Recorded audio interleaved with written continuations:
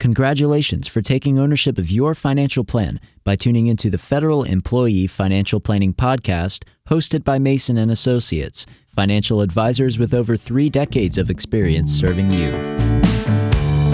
You will rest easy once your plan is done. You will see clearly just how you have won. Gone are the times where you'd hope and pray. It's gonna be a bright, sunshiny day. Welcome to the Federal Employee Financial Planning Podcast, hosted by Michael Mason, Certified Financial Planner, John Mason, Certified Financial Planner, Tommy Blackburn, also Certified Financial Planner and Certified Public Accountant, and Ben Rakes, Certified Financial Planner and IRS enrolled agent. Folks, maybe one of the most credentialed podcasts for financial planning in the country. And then when you throw in the fact that we've specialized with federal employees for over 3 decades, definitely one of the most credentialed podcasts for federal employees. We're going to continue the Social Security episode that we started a few weeks back. So Social Security number 2. Starting now. Starting now. That's right. Social Security starting now. So welcome back. If you're tuning in for the first time, we're Mason & Associates. We specialize with federal employees. What's important to know about us is we're financial planners first and we're content creators second. So if you'd like to become a client or you're curious what that looks like, you can reach out to us at masonllc.net, schedule an introductory phone call, or you can check out a prior episode, the new client process and experience. It really details what it's like to work with Mason & Associates and our advisors. So welcome back. Also, YouTube channel is active. So we are posting videos on YouTube. We're going to do shorter ones. We're going to discuss various different pieces of your financial plan, such as how to calculate your FERS benefit, how in the world does Federal Employees Group Life work. So the Mason & Associates YouTube channel is live and active. Check that out. Like, subscribe, not only to this podcast, but to the YouTube channel. That way you get notifications as we release new content. So on the previous Social Security episode, we covered a variety of things. We talked about how the 1 million ways you can apply is kind of a marketing scheme. We talked about the differences between applying early and late. We defined full retirement age, FRA, as age 67 for most of America at this point. We talked about our strategy of typically maybe turning on one person's benefit early at 62 and delaying the others until 70, mainly because of those delayed credits and the survivor aspect. And we even touched a little bit on taxes as we talked about the 85-37 rule. So if you missed that last episode, we would encourage you to go back and check that out. On this episode, we want to talk about the things that you can't do anymore as it relates to Social Security, guys. We also want to talk about how it's calculated. And if we have time, we want to talk about the income test and how that factors in, as well as, if we have time, taxes, and really explain what this tax torpedo is all about. So I thought we'd start with how it's calculated, and then after that, maybe we'll dive into what we can't do anymore. So as I think about this, and I want to add, or just start with this, we've got this intro music, and the intro music has a couple of lines in it that I think will pertain here. You will rest easy once your plan is done. And then I don't know how much of it we play every time, but there's another one. Gone are the days where we just hope and pray. Now, as a federal employee, you can do nothing and just do your time. Your FERS benefit's going to be there, your Social Security is going to be there, but you can add some icing to the cake that's already being baked by understanding how to stack the deck in your favor. So I thought that was important as we go into this. And John, you mentioned the marketing. If you get invited to a Social Security seminar and you're a federal employee, before I would attend that seminar, I would make sure that the person knows something about FERS, or not go, because it's one of the 3 legs of your retirement stool. And before folks listening to this podcast register for one of those steak dinners or one of those seminars, we just encourage you to really do some fact finding, wouldn't we, Mike? Like, who's presenting? Are there any designations? What are the disclosures? I know when I personally receive these mailers for these events, I look hard to try and figure out who's presenting, what the topics are going to be, what the background of the presenters is, and you almost can never find it. So that's a red flag 9 times out of 10. I think we'd rather encourage folks to pay $500 or $1,000, pay for their own filet mignon, and get quality information without having to be sold an annuity product at the end. So that is a big call to action.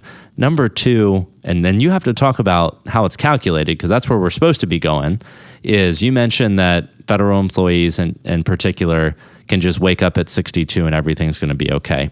And that for the most part, I think we all agree is pretty true, in that you're going to have a pension, you're going to have Social Security, you've been putting in 5 or 10% or more into TSP. We know that at 62, you could just turn on Social Security and your plan would likely still work. What we want to encourage our listeners to do is not be okay with a plan that just works. We hope the call to action here is, if we don't turn on Social Security, then we can do more tax planning. Or if we don't turn on Social Security now, my surviving spouse is going to be better.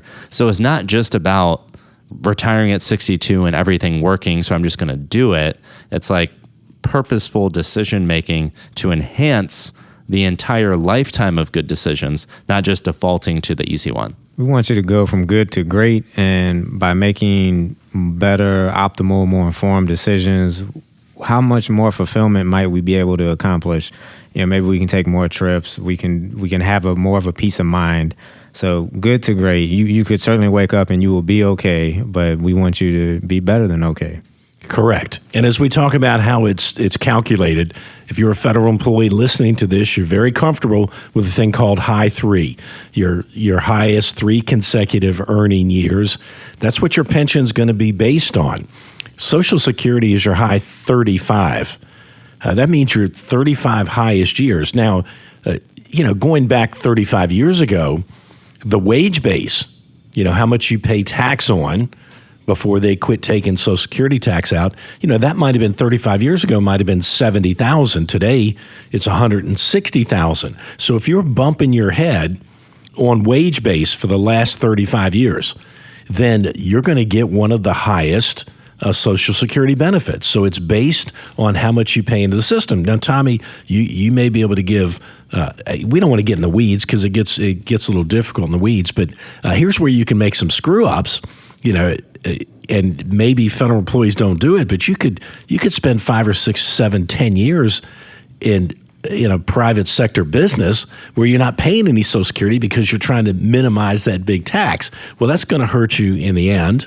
Penny wise and pound foolish, right? So you could take some strategies to minimize your Social Security wages to boost your cash flow today, but then it's going to hurt you on that retirement calc down the road. And one of the things we'll mention is that Social Security is more than just a retirement system. So if maybe you get hurt along the way and you also just hurt your disability benefit under the Social Security system. So we want to be thoughtful if we have control over that. And I was thinking, Mike, as far as like how is it calculated, the 35-year high calculation, absolutely. I would say just take the easy route, maybe be aware of some pitfalls, but go to ssa.gov, pull that Social Security statement. It's going to have your earnings record and give you the benefit at different ages. Maybe a pitfall to be aware of, too, is if we still have a long time to work, that statement is going to assume we work until that age shown, earning what we're earning right now. So if that's not the case, we need to go a little bit more into the weeds to get to that accurate benefit. So ssa.gov is a great tool, and I don't know if they're even mailing Social Security statements anymore for most of America, but ssa.gov is a call to action. So let's say you're 40 years old and listening to this podcast, ssa.gov. Why? Because we want to verify that your earnings history is accurate and up to date. I believe that you only have a certain amount of time to actually fix a missed earnings year or fix a number that's wrong. So annual check on ssa.gov, just like you would a credit report, make sure that your earnings history is accurate. And for those who are older or approaching retirement, we want to have an accurate estimate on what those benefits are going to be when you retire. Tommy, you mentioned a pitfall. In Secure Act 2.0, they just made it so that federal employees retiring under law enforcement 25 years in any age, have penalty-free access to distributions from Thrift Savings Plan. So what are we going to see here? We're going to see ATF, FBI, other acronyms starting to retire earlier. Well, when you look at that and somebody retiring from one of those law enforcement systems at 48, they think their Social Security is going to be $3,000, assuming that they work until full retirement age. We have to now plug in zeros, right? So you remember, our audience remembers, you get a 0 on a homework item in high school, that messes up your grade for the entire quarter. Zeros are bad, and zeros are bad for Social Security too. So that was a big pitfall. And that's the one we wanted to make them aware of, is making that statements, assumptions are accurate. It's pretty great statements as far as, but that's one of the pitfalls. The other we talk about before, the Social Security Fairness Act, and being aware of WEEP as well as GPO offset. If that affects you, you're not going to see that on the statements. That's where you got to go a little deeper as well. And Ben, since we're talking about how it's calculated, we've talked about the high 35. We've talked about how zeros plugging into the calculation really hurts you. Other thing is you have to have at least 40 quarters, which is 10 years of working, and there's a dollar amount that you have to earn per quarter. Or credits, I think is what they call it now. So 35 years is how it's calculated. You have to have a minimum of 40 credits. If I make $50,000 from Social Security, and I make a W-2 wage of $50,000, and my Social Security is $2,000 a month. You make $100,000. Is your Social Security benefit $4,000 a month? The answer here is unequivocally no. And maybe you can share with our audience just a little bit about how Social Security works and what I'm alluding to here, because I think that's part of the calculation as well. So the actual calculation that goes into what your Social Security benefit will be can be somewhat complicated. But I think the general takeaway from this is that Social Security replaces a higher amount of income for those that do not earn a high amount of income. So if you make $30,000 a year every year for your working career, when it's time to turn on Social Security, your Social Security benefit might be really close to $30,000 a year. But if you're someone who makes $200,000 a year each and every single year for your working career, you're going to get nowhere near that same replacement value from your Social Security benefit. And on the last episode where we did Social Security, Mike, you had mentioned that the maximum benefit in 2023 for somebody who delays all the way until age 70 is like $55,000. Well, Ben, you just mentioned I'm making $200,000 a year, and the most I can think to replicate from Social Security is 25% of that. So Social Security absolutely gives a higher benefit to the lower income. And Mike, I'm not happy about doing this, but I've got to let you just do your Social Security Fairness Act, because Ben just talked about disproportionate benefits to lower income. How does that work with Social Security Fairness Act and maybe somebody who's retired CSRS? Well, yeah, you retired CSRS, and those last 3 years were $200,000 as your high three. 80% of $200,000. That's my math. 8 times 2 is 16. That's $160,000 pension. You just can't get there from here on Social Security. But more importantly, let's say they went to work at 7-Eleven after that. Or they dabbled at 7-Eleven, or they dabbled teaching, and they made $15,000 to $18,000 a year in the Social Security system.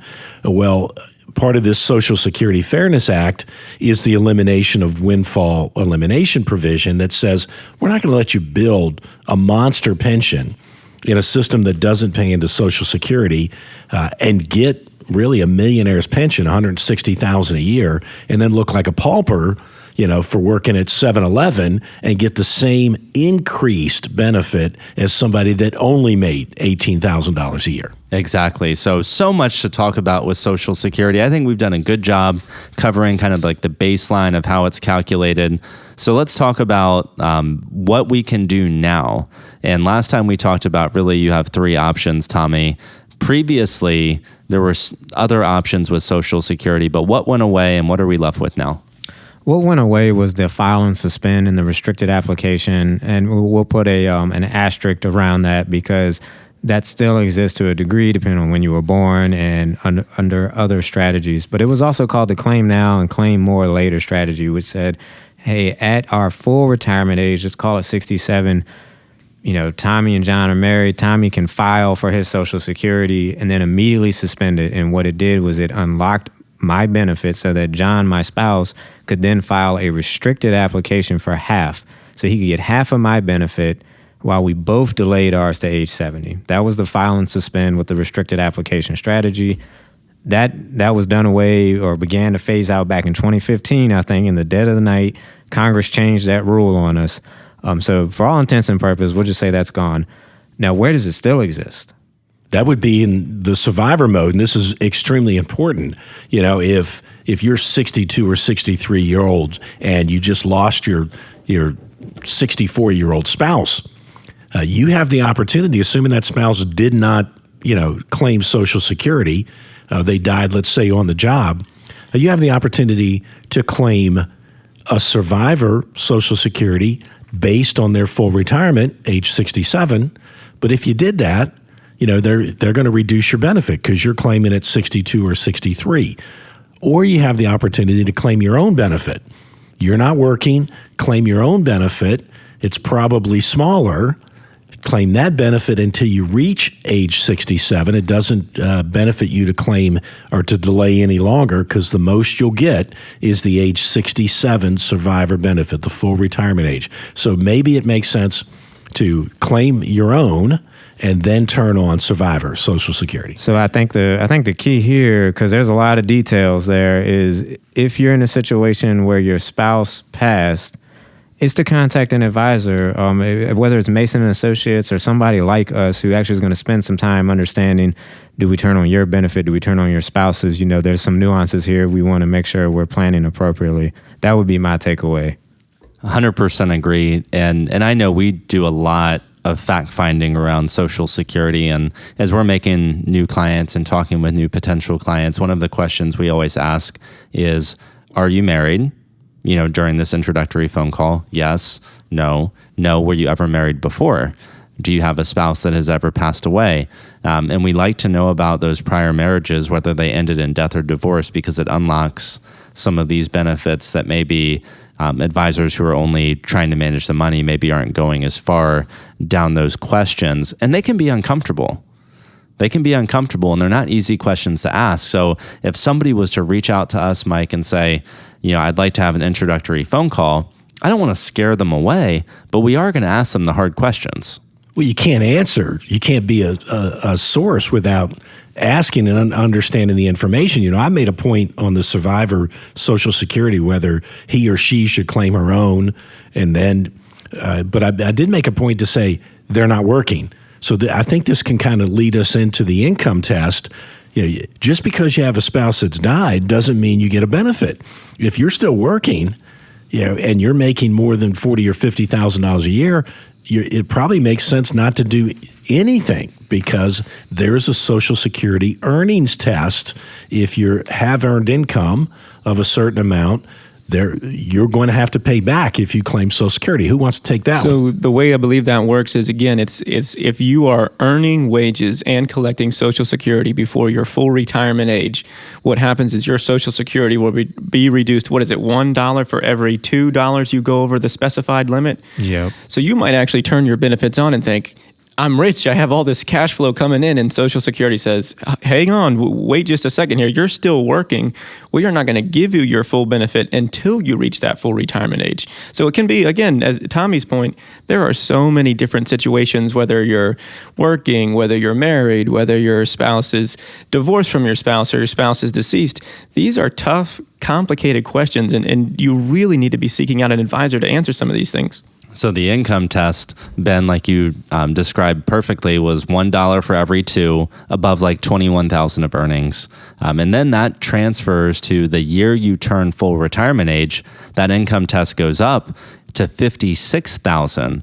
And the calculation changes a bit there too. It's $1 for every three over $56,000. And then once you hit FRA, you can make unlimited income, right? So you kind of have these 3 points in time to look at. And Mike, we have so many good stories that we were doing a presentation for the Department of Navy, and we were standing there and we were talking about windfall elimination provision, and we were talking about income test and how all this works.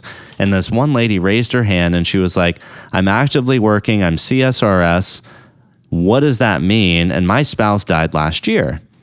And we were like, well, you can just keep going to work and you can claim this survivor benefit of $30,000 or $40,000 a year. And everybody in the audience was like, she can't do that. She's CSRS. And you were like, well, it stands for government pension offset, not government you go to work offset. So this lady, because she was still actively working CSRS, GPO wasn't applicable yet.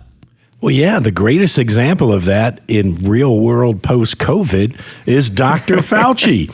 He's married to a FERS employee. He's CSRS. He's 70-some years old. He may be the oldest CSRS active. I think he's even 80. But the fact is he's drawing $450,000, and until he retires, he can draw Social Security from his spouse, half of her record, as if he was a stay-at-home, raise the kids, spouse his entire life. So yeah, it's government pension offset. It's not government earned income offset. And he might as well, right? Because when he does retire, anything he would have, Social Security's gone. Under these tests, he's not getting anything. So it would behoove him to take advantage of that now, whether it's right or wrong, because it's not going to happen once he retires. Well, a couple, maybe 2 or 3 other points to hit, and we're not going to get into the tax torpedo on this episode, guys. We'll have to do another one because we've already covered so much. I wrote down as we were talking, what if somebody is listening to this podcast? They're listening right now, and they say, oh my goodness, I should not have turned on Social Security on my birthday, January 1st of 2023. What's the option?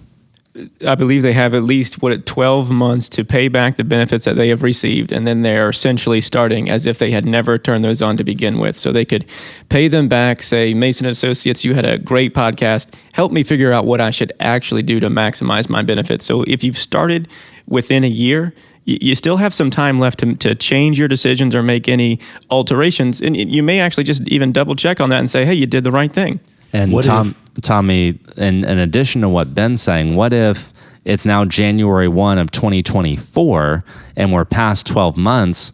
Does that person have any options? They do. It's just going to be a little bit of a longer strategy there. And that one's going to be once we get to our full retirement age, which we'll just say is 67 for ease here.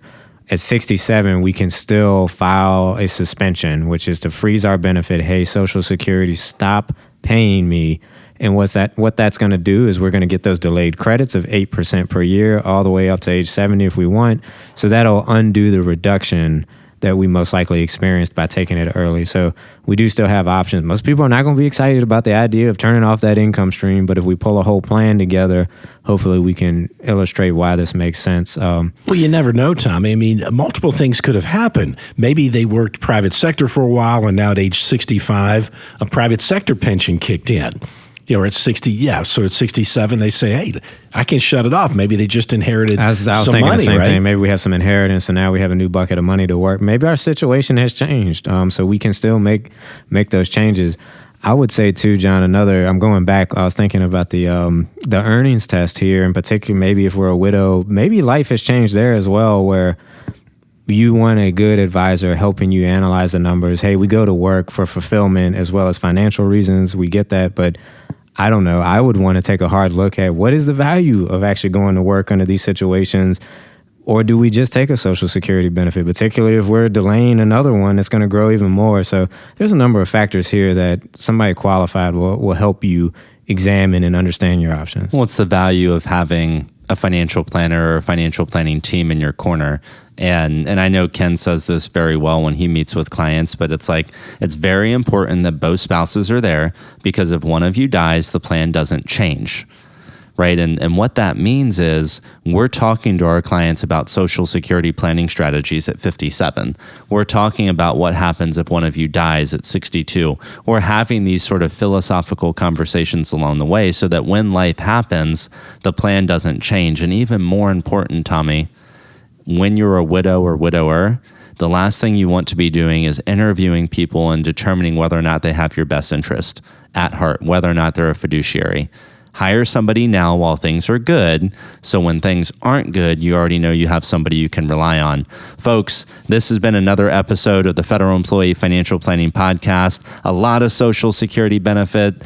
We're going to do another one, and we're going to talk about taxes and a variety of other items that we haven't covered yet. Thanks for being there with us. We're Mason & Associates, masonllc.net. If you haven't already, please leave us 5 stars. Follow this show so you're notified. Don't forget the YouTube channel. And oh, by the way, if you have questions, you can reach out at MasonFP, like Mason Financial Planning, at masonllc.net. You will rest easy once your plan's done. You will see clearly just how you have won. The topics discussed on this podcast represent our best understanding of federal benefits and are for informational and educational purposes only and should not be construed as investment, financial planning, or other professional advice. We encourage you to consult with the Office of Personnel Management and one or more professional advisors before taking any action based on the information presented.